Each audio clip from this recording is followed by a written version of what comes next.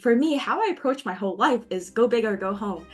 I started Design Buddies because honestly, I felt like a lot of other design communities I was in at that time were like very professional and like very stuffy, very corporate. And I was like, that's boring. Design Buddies actually started when I posted in this other Facebook group. And then like we had like 200 people comment on that. Flash forward to like 3.5 years later, we have 64,000 members in our Discord server, a total audience of 150,000. We've been doing in-person events, hosting our first ever conference, helping designers land jobs, nailing big partnerships, sponsorships.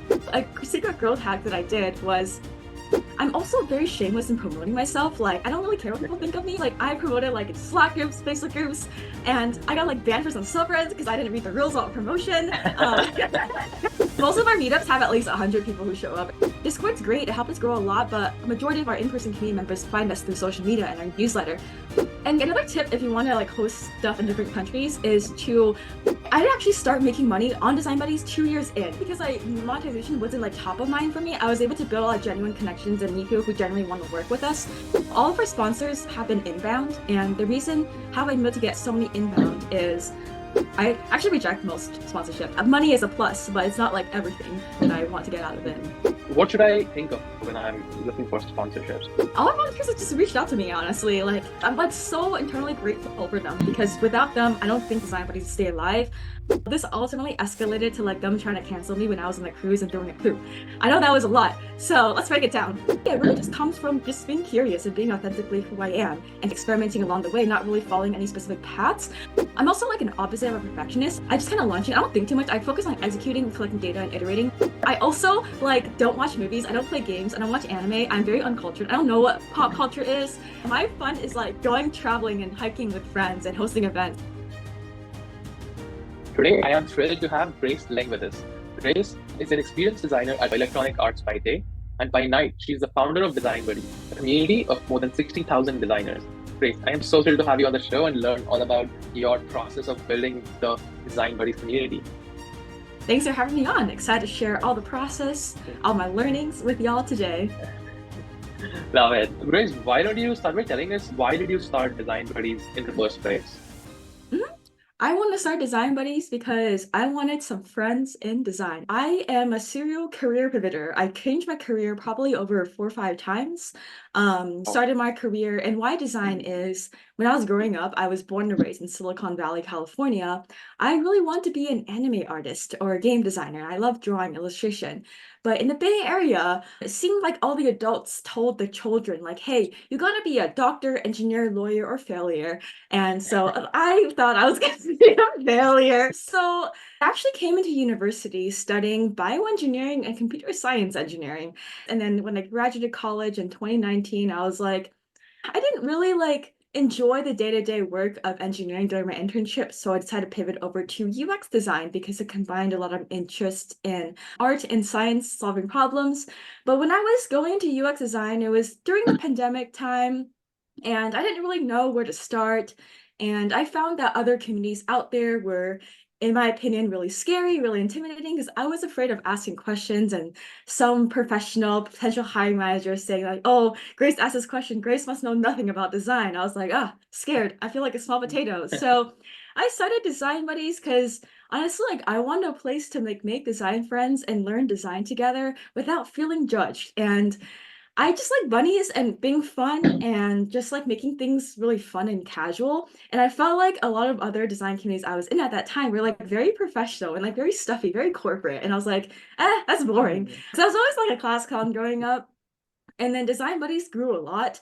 And flash forward to like 3.5 years later, we have 64,000 members in our Discord server, a total audience of 150,000. We've been doing in-person events, hosting our first ever conference, helping designers land jobs, nailing big partnerships, sponsorships. So it's been a really fun journey that I can dive more into throughout this episode.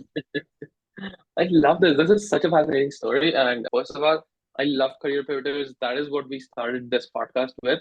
So this podcast, like the first season of the podcast, was all about talking to people who have made scary career pivots. And secondly, you mentioned that you wanted something fun and casual, and the existing communities weren't so. So how did you make Design Buddies fun and casual? Were there things that you had in mind from the beginning that was like gonna be different from what other people were doing with their own communities, design communities? Honestly, I'll just being myself. Like, for Okay. me, I love jokes. I love being funny. I love making people laugh. I love bunnies. I love bright colors, pastel colors. So our branding, our mascot's literally Fluffle. This is Fluffle the bunny, I who is love like that. your guide and mentor to design. We have a whole like personality and story behind Mm, Fluffle as well. And for me, I just like making people feel like they can be themselves and they don't have to change themselves to fit in.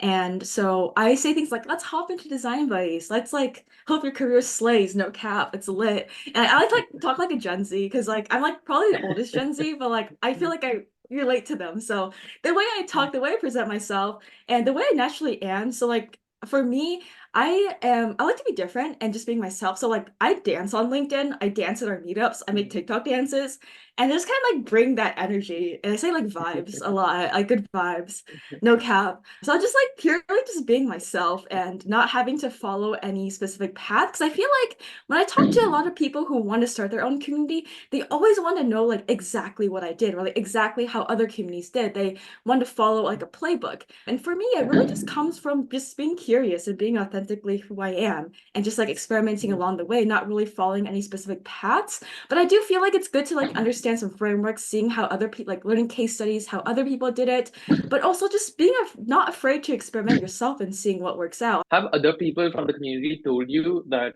they also feel this vibe? Yeah, I get LinkedIn messages every single day, like people like thanking me for design buddies, how they found a job, and Wow. it's been really rewarding, and it makes me like always continue to be myself. I mean, there are people commenting like I like because the audience is so large, so I do get some negative feedback, but I love getting feedback because I want to like understand why they think that way. So I'm just like people are like design buddy sucks. I'm like, oh, tell me more. Like I want to know like why it sucks.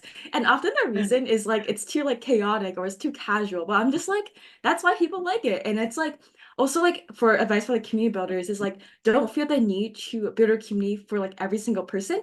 Not everyone is your target audience. And I feel like as long as like making decisions that benefit the majority, I will keep moving forward with that as well. So yeah, so it's been a really fun Mhm. journey. Love this. I'm curious, like, if I'm a new designer, can you walk me through what will I experience if I join Design Buddies, and how will it help me build a career in design? Yeah, for Design Buddies, we have a huge Discord server. We do events both in person and online, design challenges, and having lots of content like a podcast as well. So in our Discord, we have opportunities where you can connect with other designers all over the world and get feedback on your work, ask professionals questions, connect with people in your local community as well. We have like location-specific channels, and then ways to receive more resources, all free to join, to help you level up in your career. In our events, we have lots of online events, so we invite a lot of workshops, experts, panels, and in-person events. Currently, I'm based in the SF Bay Area, so we have them there, but I also travel a lot. So we hosted meetups across different continents and across like 7 different cities so far. So you might see a city near you too. And we also do design challenges, so they're a really great way to work on a problem and make something for your portfolio and potentially win prizes as well. So our offerings are centered around how do we connect you with opportunities to improve your skills and land your job in design with a huge network we have. Nice. The majority of our members, I would say about 60-70% are students, like college students, career transitioners over to UX design. Because we have so much massive new designers, we still offer beginner design stuff. But for me personally, Mhm. I'm more curious in more of the advanced stuff. So I've completely delegated all the new design stuff out. And for me, the events and programs I focus on are around like a lot of founders, investors, future technology, soft skills, and things you need about design. Okay, so tell me about the first few people, let's say first 100 people who joined your community. So, number one, how did you get them? And number two, what did you do in the community, like very early days? Yeah, so Design Bites actually started when I posted in this other Facebook group that was pretty large. It was called Asian Creative Network. I love that group still. And I was just like, it's like a group for like any creatives who identify as Asian. And I posted in that group saying that like, hey, are anyone interested in creating a group chat about UX design and just chat about UX and product design? And then like we had like 200 people comment on that. So I made like a messenger chat actually. And this was like around like April 2020 as well, and it got really active. Like it was just like one single chat, and people there were talking about like, I want a job, sharing job opportunities, I want feedback on my work, here's some resources.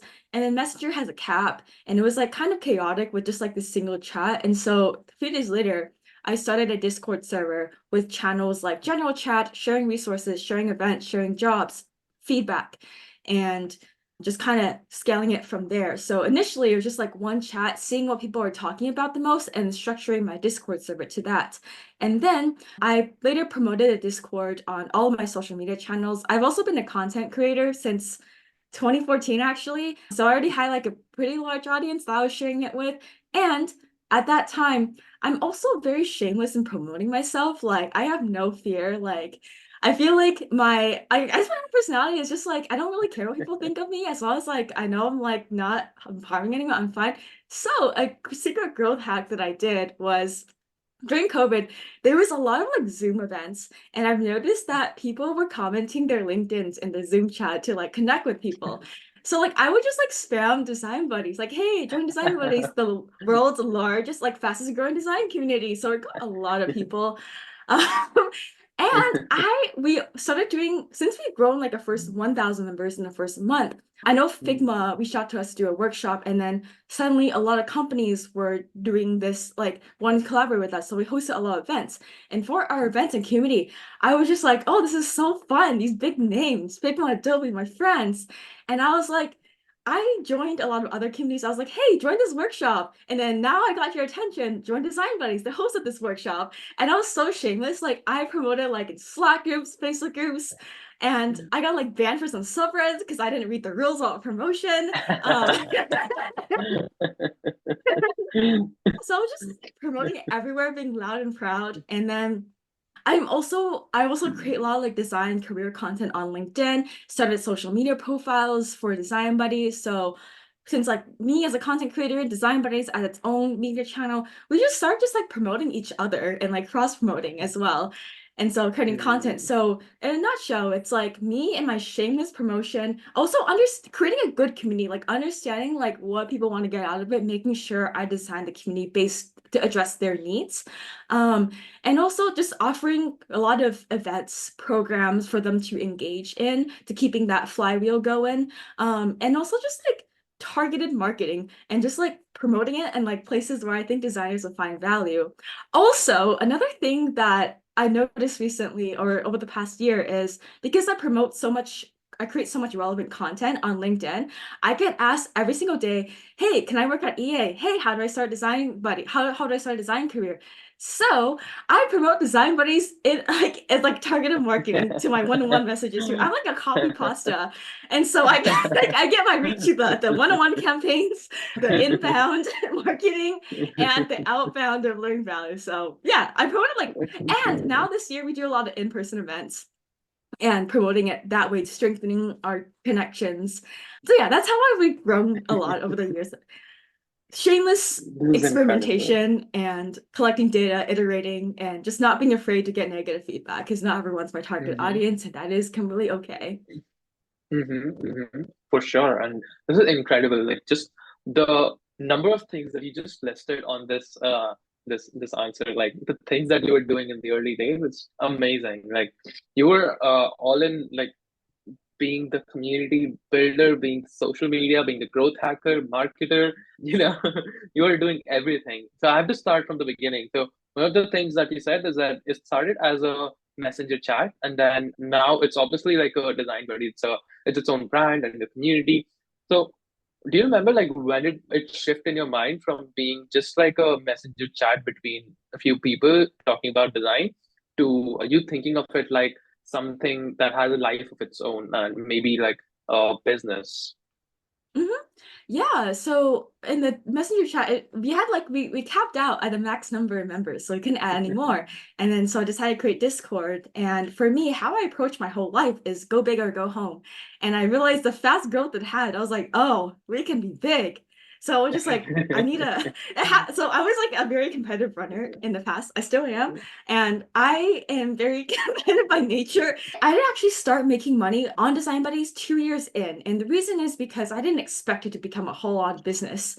I was just doing it for Hmm. fun and I just wanted those genuine connections. And I realized, hey, I these like big companies want to advertise their products. Why aren't I charging them anything? Like they're getting Okay, so value, we're you giving them weren't charging value. people for the first 2 years, like of them No, doing no, work no, up. no, because Oh, I was just excited okay. to work with them. Yeah. That's crazy. Wow. Yeah. Okay. But Yeah, and I that realized, like yeah. yeah, helped you build a lot of really good partnerships with companies like Figma and all of the big Yeah. names in design. I feel like because like monetization wasn't like top of mind for me, I was able to build a lot of genuine connections and meet people who genuinely want to work with us, which is really great. And I still do a lot of like unpaid stuff to this day if I think it's like a fun and great opportunity. But if Hmm. I feel like we're exchanging value, I do make sure both sides are fair and get fair exchange in value. Yeah, definitely, definitely.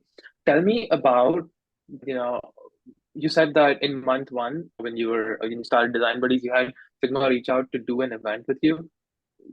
How did that happen? Like, do you remember the details of it? Mhm. Yeah, so I also like volunteered in a lot of different places as well because it was COVID. I was bored, I had a lot of time. And so I was one of the team members of this community called Intern Club, and they were like, I think they had like 5,000 members on Slack, and I was helping them with events and stuff. And they had connections with Figma, so I was like, I leveraged that to like reach out to Figma and like co-brand like Intern Club Design Buddies thing, and that's how I got connected with them. Is through like volunteering Nice. and in other communities. Like, yeah, so you basically use your personal network to get the first partnership. Hmm. So today, let's talk about the events that you're doing. So you mentioned that you're doing a lot of events, a lot of in-person events. And the first time that we talked, I remember it was after I saw your post where you shared something like really crazy. It was like 100 people with you in a photo, and you said that these were all people from the community, like from the Design Buddies community. We had a physical meetup, and then like 100 people showed up to that physical meetup in that city, and you were hanging out together, which is so cool. So tell me about that event and how you do these meetups in general. Mhm. Yeah, the goal like is a little bit different online and in person. For online events, we focus on more like content, more like webinar style. Like we want to share information. For in-person events, I really want to help people make connections and finding ways to connect with relevant people and just not having that long of a presentation, but focus on like interacting with people because I feel like people get out of their way. I want to build their network too. So our largest meetup actually, like I think that picture. I don't know which picture. We had a lot of meetups, but our largest meetups was I think it was actually in Singapore. SF. Oh yeah, Singapore. Yeah, that one had like 200 people show up. Like, and I'm not even Wow. I don't even live in Singapore. And our largest meetup actually had 500 people come in live in San Francisco at a park. Whoa. And so it was really rewarding. But like most of our meetups have at least 100 people who show up, and I host them like so between like 1 to like 3 times a month, and most times it's like over 100 people each time. So it's been very exciting. This is crazy. So these 100, 200 people who are showing up to these in-person events, are these also members who are really active in Discord, or are these, like, have you thought about how the activity or the engagement in Discord relates to members showing up to these events? It's actually very different because our Discord's so global. A lot of our members, active members, are not based in the Bay Area. And I've noticed that since our Discord's huge, we have a ton of lurkers. Like, think like five-figure amount of lurkers versus like three-figure amount of talkers in the community. Right. And Yeah. not everyone's also on Discord. That's why we have like a newsletter, social media channels, because we realize that like Discord's great. It helped us grow a lot, but a majority of our in-person community members find us through social media and our newsletter. There's some really active people in on Discord that also show up in person, but it's like a totally different crowd. Mm-hmm, mm-hmm. That makes sense. Yeah. Love this. This is so cool that you're able to go to like a completely different country and organize a meetup. I have like 100 strangers who come up and you're able to make friends. Like it's so easy for you to meet people in different countries whenever you visit them. hmm And another tip, if you want to like host stuff in different countries, is to just be loud about like, hey, I'm going to Singapore. Like, so I just like post it over like my own social media, Design Buddy social media, and then I also reached out to local design communities. So to leverage to like help meet more designers too. So in our meetup with Singapore, we actually partnered up with like Singapore Product Design, Lottie Files, Rakuten, Friends of Figma Singapore, because a lot of them they already knew design buddies and they also have a huge network of Singaporean designers.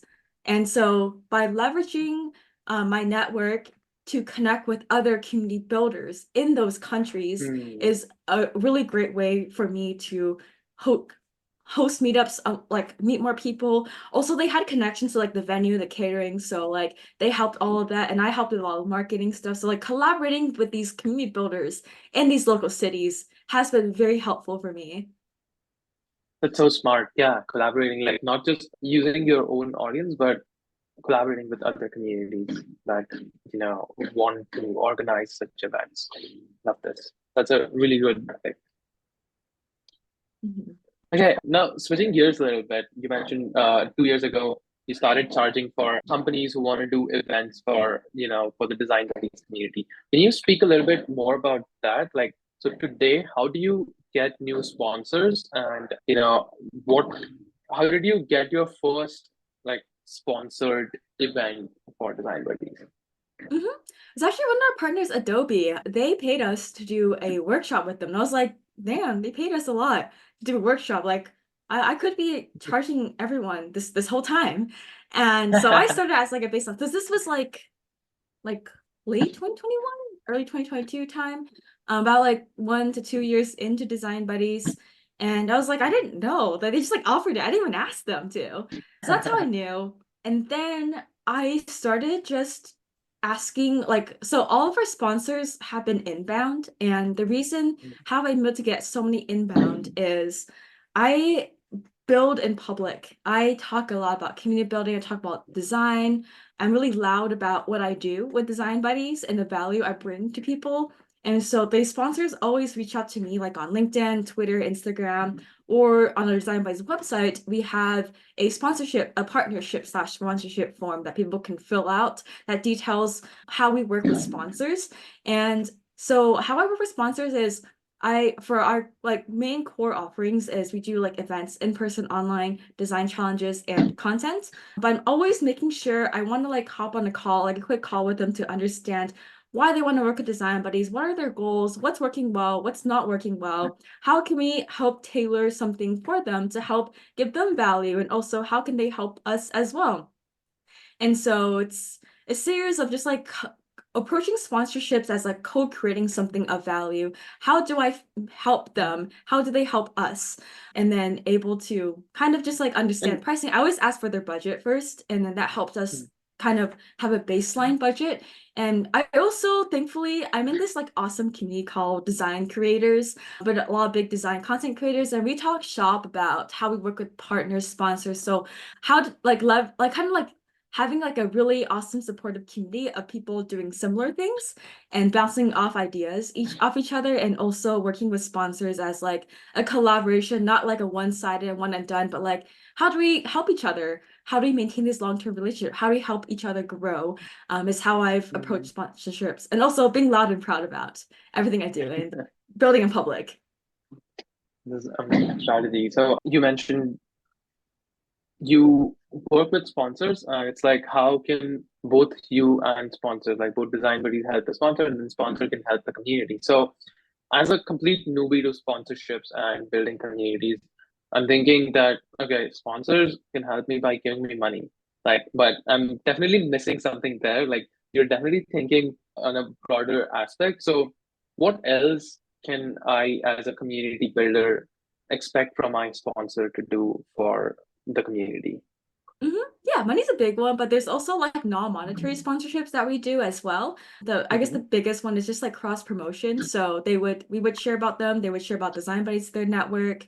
Another thing is like access to more people. So I guess an example is I guess like one of our sponsors slash partners, Google, they are able to like now we can have like work with Google, and we work with them in like a kind of like design recruiting aspect. So they have connections to their teams who are hiring. So we're able to offer Design Buddies members connections to like big tech companies.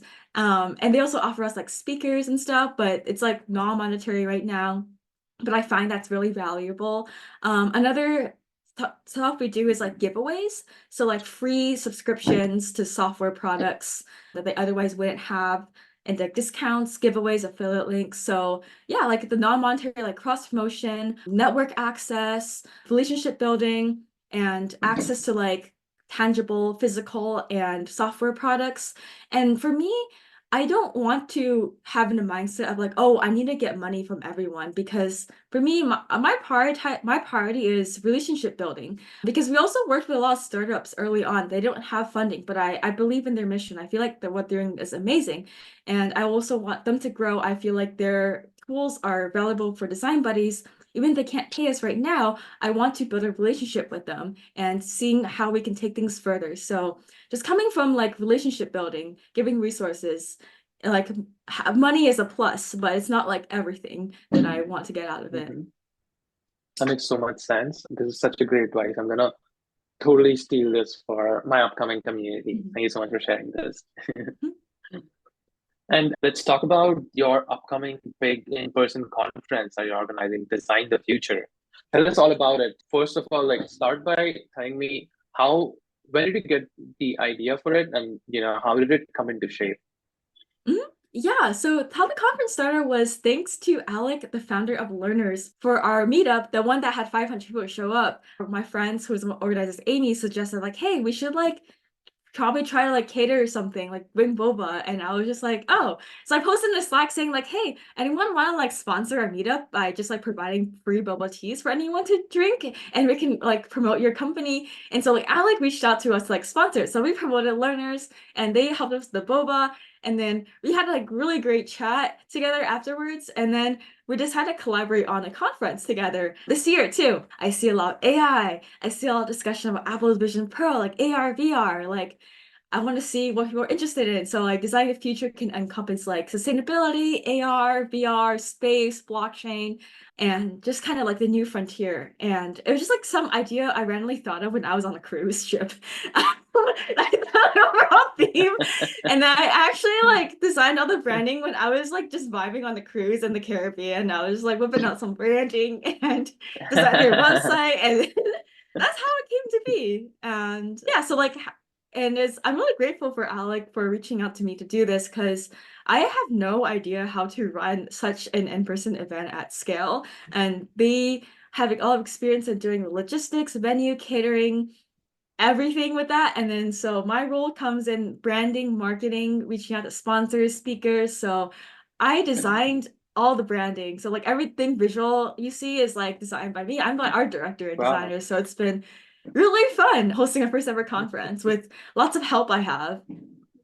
And I thanks to love our this. This is so sponsors cool. as well for like sponsoring us. And our sponsors also work on products for designers to design like AR, VR experiences. So the topic also resonates with them.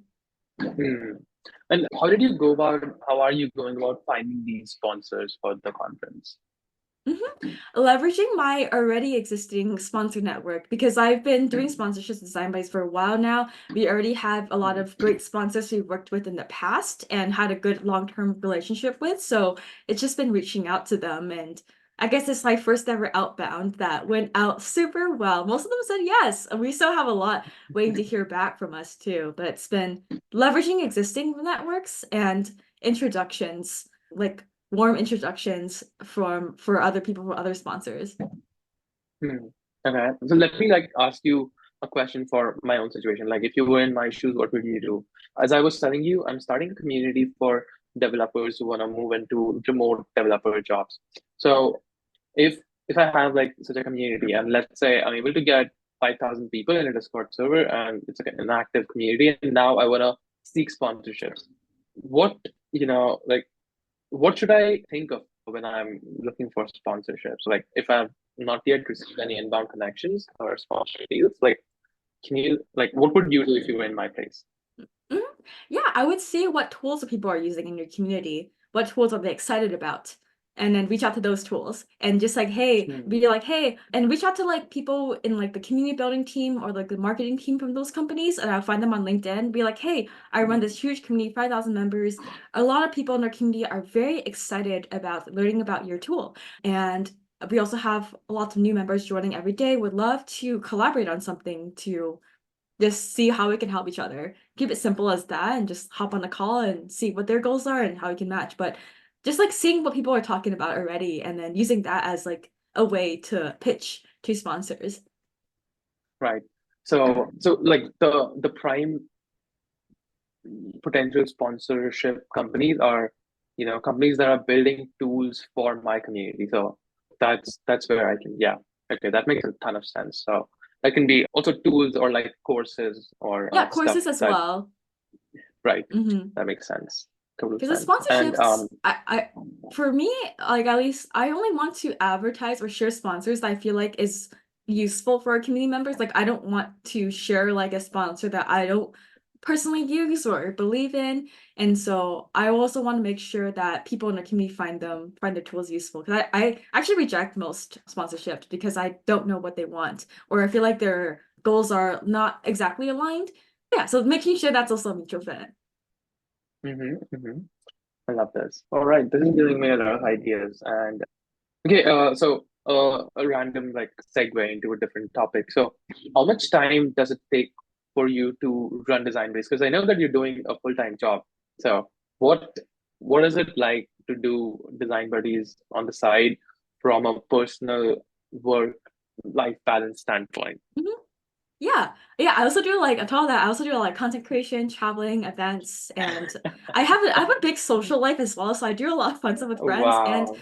I feel like my tip is I don't really think about how many hours I work. As long as it gets done and I'm having fun, I'll do it. Like hmm I don't I don't work a 9 to 5. As long as I get my work done, I'm all good. Yeah. I could, for example, like I could go off in the day to do some event and then catch up on my EA work at night. As long as I show up to meetings and get my work done, it's all good. So that's how I just see it. I don't have a structure. It's just like freely Right. just doing whatever gets done. And yeah, I don't know. I don't count how much time I spend.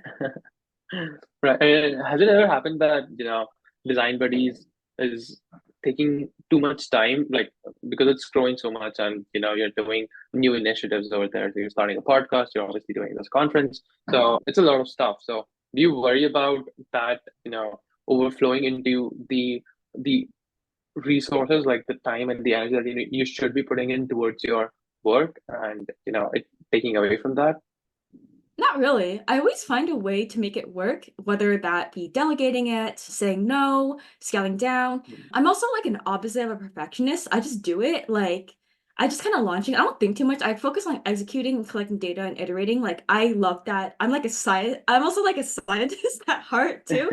So I'm just like always testing hypotheses. Like, and I feel like that mindset helps me just execute so much without like thinking like I would just like launch things when they're not done. No one really knows except for me. So I just kind of just do it. And yeah, I don't know. I don't think I'm hmm like making any sacrifices. Like I have so much fun with everything I'm doing that I think everything just complements each other.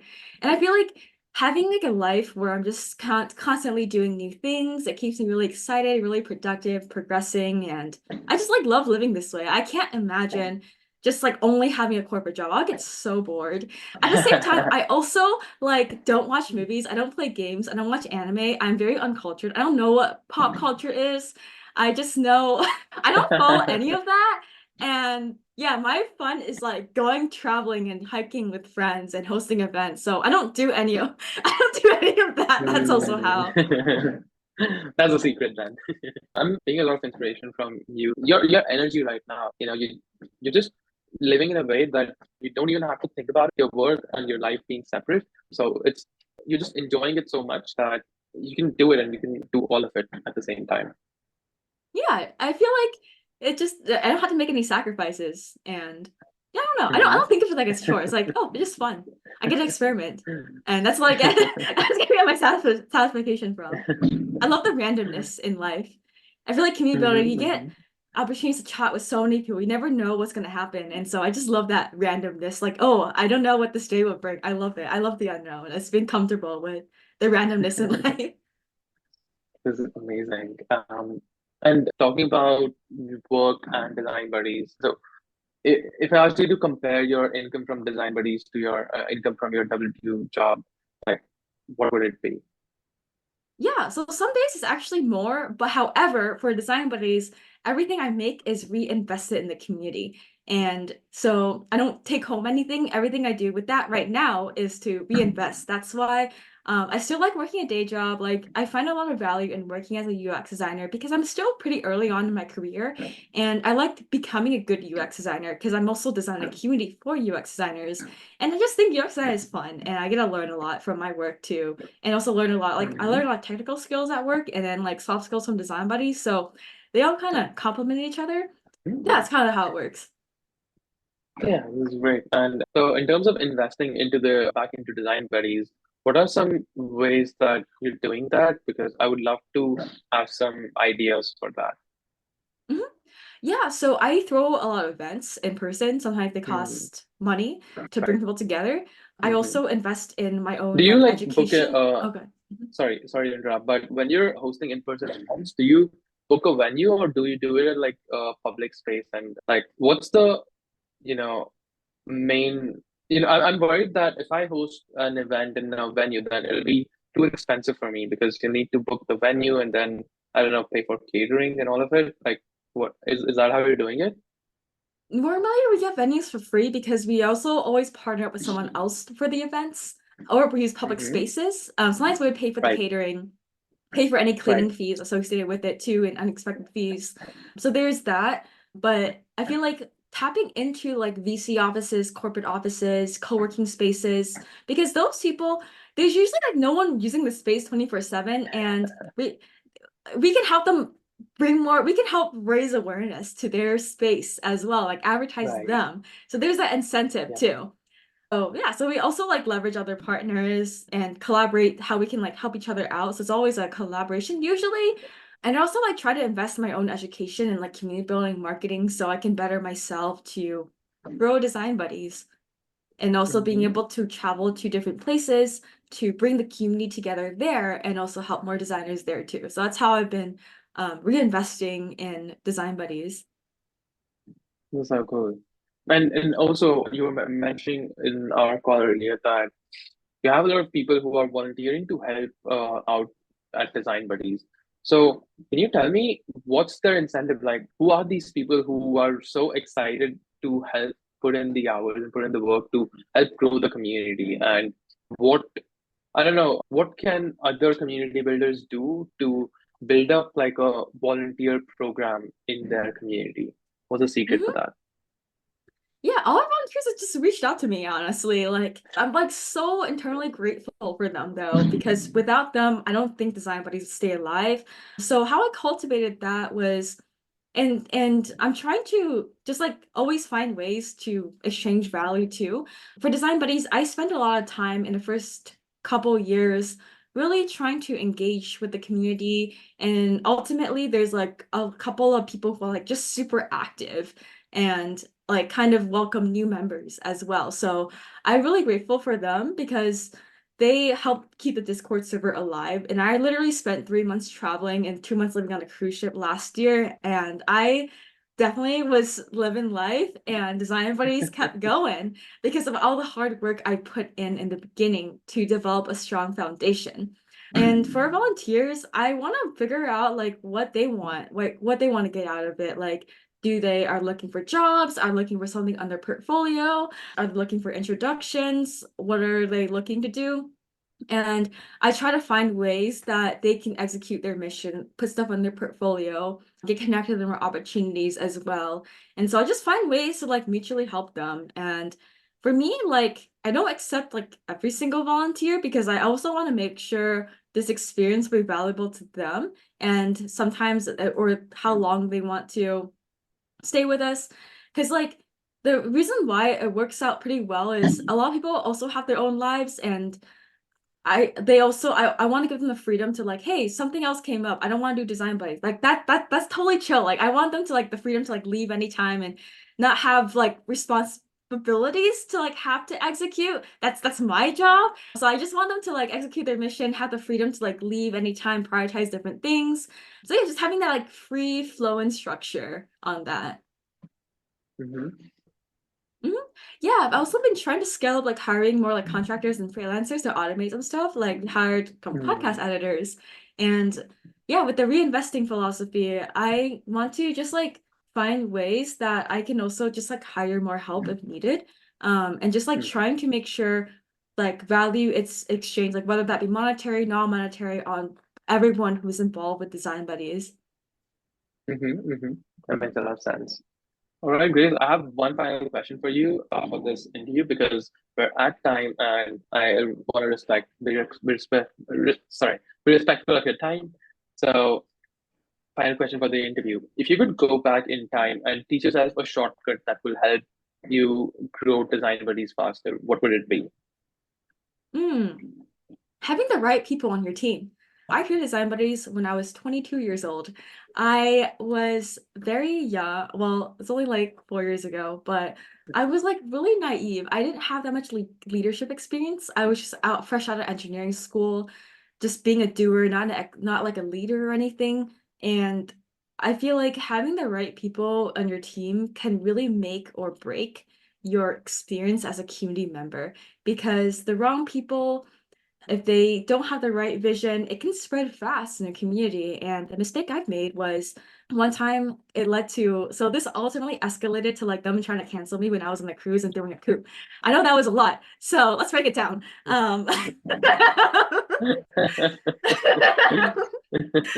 So for me, how I think of people is how I think about community building is I think I believe in the value of understanding all sides of the situation, being open-minded to learning about different perspectives that might be different than my own, and then making decisions to benefit the majority.